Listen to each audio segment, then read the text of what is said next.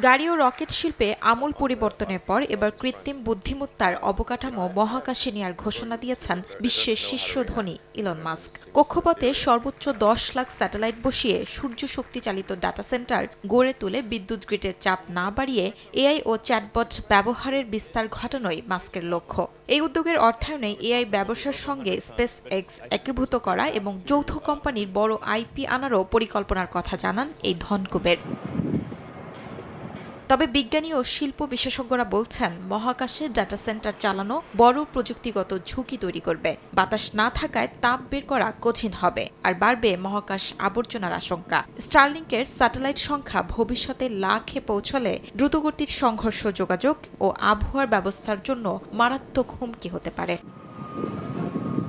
প্রযুক্তির ক্ষয়ও বড় চ্যালেঞ্জ। মহাকাশে এআই এর ব্যয়বহুল জিপিও চিপ নষ্ট হলে তা মেরামত বা বদলানোর সহজ ব্যবস্থা নেই। এথারফ্লাক্সের সিইও বাইজোভাট বলেন, পৃথিবীর মতো টেকনিশিয়ান পাঠানো সম্ভব নয়, আর অতিরিক্ত চিপ বহন করাও প্রতিটি চিপের উচ্চ মূল্যের কারণে অত্যন্ত ব্যয়বহুল হবে। তবুও এই দৌড়ে মাস্ক একা নন। স্টার ক্লাউড, গুগল ও জেফ বেজোসের ব্লু অরিজিনও মহাকাশ ভিত্তিক ডাটা ও স্যাটেলাইট নেটওয়ার্ক নিয়ে কাজ করছে।